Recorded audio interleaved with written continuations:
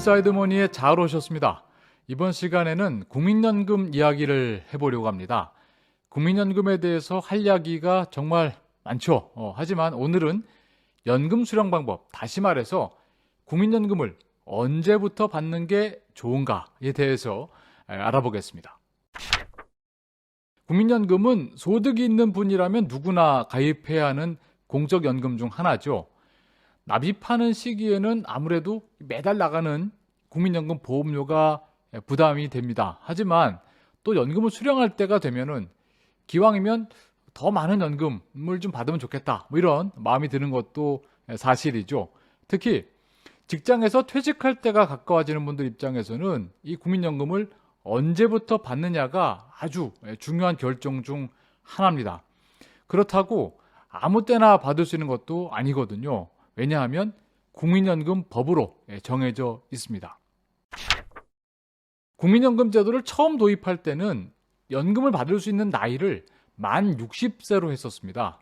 그러다가 고령화가 정말 심각한 문제로 자꾸 이제 대두가 되지 않습니까? 그러면서 자꾸 이제 뒤로 미루게 됐는데, 만 60세부터 연금을 지급했다가는 이 국민연금 적립금이 더 빨리 고갈될 것으로 예상됐기 때문이죠. 그리고 이 소득 대체율도 초창기에는 70%였는데 이게 너무 과했던 겁니다.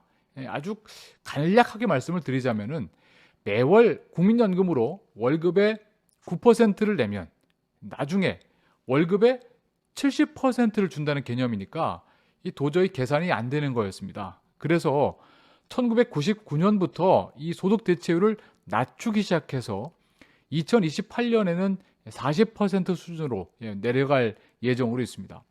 자, 이런 변화 속에서 출생 연도에 따라서 순차적으로 연금 수령 나이를 한 살씩 늘리게 됐는데요. 1953년생부터 56년생 분들은 만 61세부터 국민연금을 받을 수 있습니다. 이것도 정확히 말하자면은 만 61세, 그러니까 주민등록상 생년월일 기준으로 만 61세가 되는 생일 그 다음 달부터 국민연금을 받을 수 있습니다. 자, 그런데 지금 보시는 표에는 노령연금이라고 써 있죠. 자, 이게 왜 그러냐면 국민연금에서 받을 수 있는 연금의 형태가 여러 가지가 있습니다. 흔히 말하는 국민연금은 10년 이상 연금보험료를 납부한 분들이 받는 노령연금이고요. 또 중간에 장애를 입으신 경우, 그런 경우에 받는 연금을 또 장애연금이라고 합니다. 그리고 연금 수급자가 사망하시면 유족이 받을 수 있는 연금을 또 유족연금이라고 합니다. 그래서 정확하게 구분하기 위해서는 노령연금이라고 하는 게 맞겠습니다. 물론 혼용해서 쓰셔도 맥락상 이해할 수 있으면 큰 상관이 없겠지만요.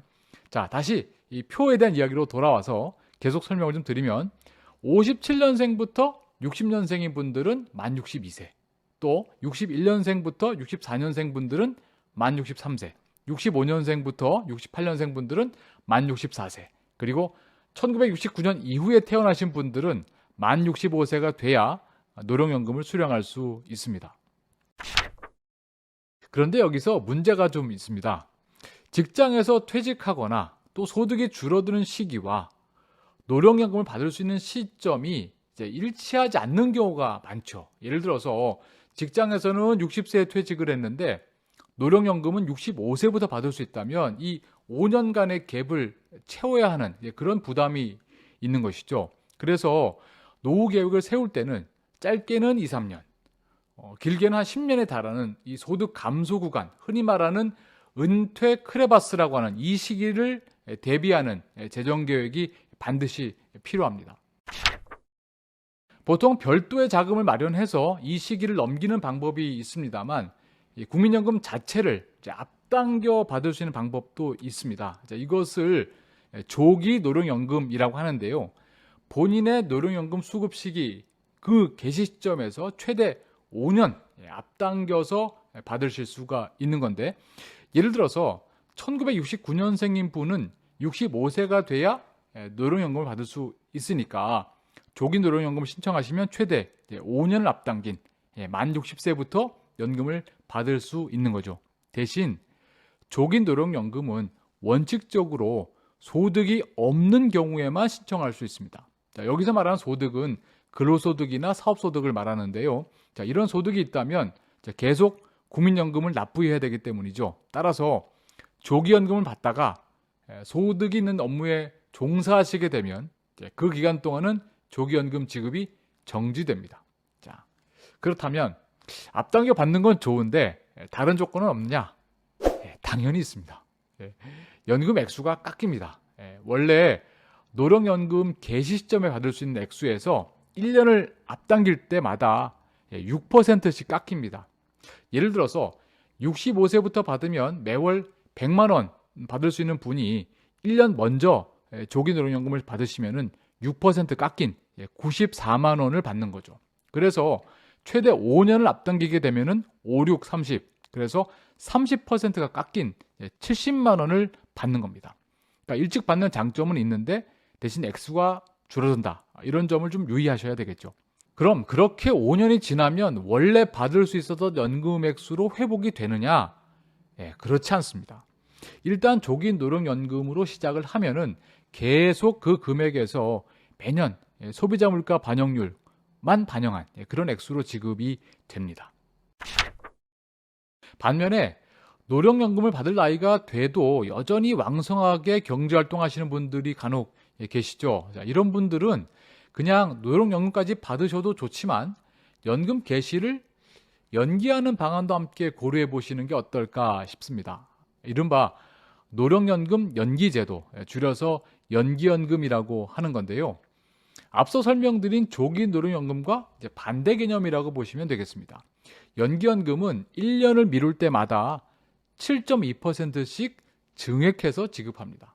그러니까 65세에 받을 노령연금이 만약에 월 100만 원이신 분이 1년을 미루시면은 107만 2천 원을 지급받으실 수 있는 거죠.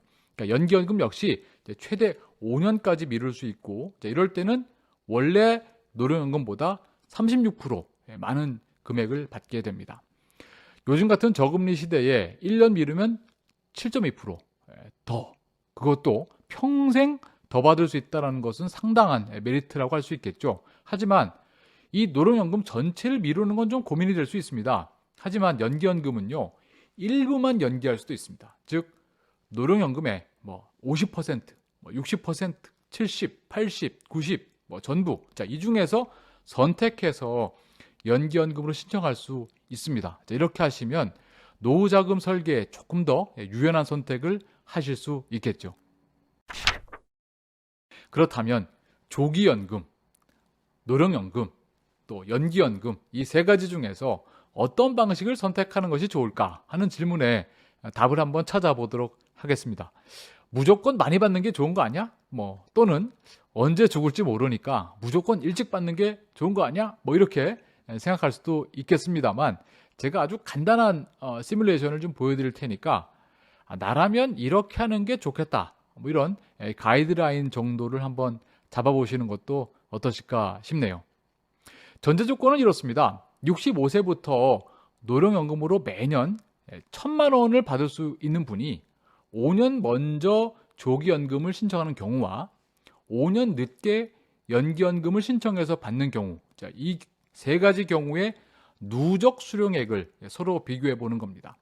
사실 좀 더 정확하게 하려면은 매년 물가 상승률을 반영한 연금액 상승분, 그리고 또 기회비용, 이런 것들을 포함시켜야 되겠습니다만, 어떤 그 대략적인 추이만 놓고 보시는 걸로 하죠. 먼저 5년 먼저 연금 받기 시작한 조기연금과 노령연금을 비교해 보시면 75세가 될 때까지는 조기연금의 누적 수령액이 더 많지만 76세가 되면 노령연금이 역전을 합니다. 이번엔 노령연금과 연기연금을 비교해 보면 전액 연기연금으로 신청한 경우에는 83세가 돼야 일반 노령연금보다 누적 수령액이 더 많아집니다. 비유하자면은 이 대륙횡단 자동차 경주를 하는데 5시간 먼저 출발하는 대신에 속도가 시속 70km로 맞춰져 있는 경우, 이건 조기연금이죠. 그리고 제 시간에 출발하고 시속 100km로 달려가는 경우, 자, 이것은 그냥 노령연금이 될 겁니다. 끝으로 5시간 늦게 출발하지만 시속 136km로 달리는 경우는 연기연금과 비슷하다고 하겠습니다. 처음엔 당연히 먼저 출발하는 차가 앞서 가겠죠. 하지만 시간이 길어질수록 속도가 빠른 차가 앞지르지 않겠습니까? 자, 이것과 좀 비슷하다라고 보시면 되겠습니다. 하지만 여기서 하나 더 유념해야 될 변수가 있죠. 맞습니다. 각자의 수명을 알 수 없다는 것이죠. 자, 이것만 알 수 있다면 각자에게 정말 가장 유리한 연금 수령 방법을 택할 수 있겠지만 이건 사실 불가능한 일 아니겠습니까? 따라서 저는 크게 두 가지 기준을 놓고 선택하시는 게 어떨까 싶은데요.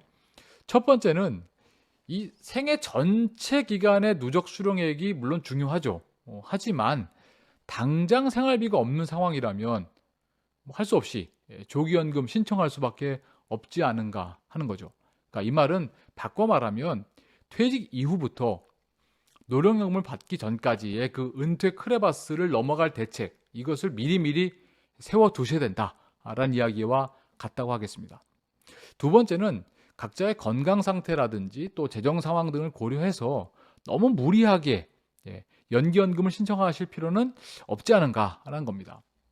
결론적으로 플러스 마이너스 5년, 그러니까 즉 이 10년 동안의 현금 흐름과 또 각자의 상황을 좀 종합적으로 판단해서 연금 수령 시기를 결정하시는 게 좋겠다. 이런 말씀을 드리겠습니다. 오늘 준비한 인사이드 머니는 여기까지입니다. 이번 영상이 도움이 되셨다면 인사이드 머니의 다른 영상도 도움이 되실 겁니다. 시청 부탁드리고요. 자, 오늘도 함께해 주신 여러분 감사합니다. 지금까지 인사이드 머니의 정재기였습니다.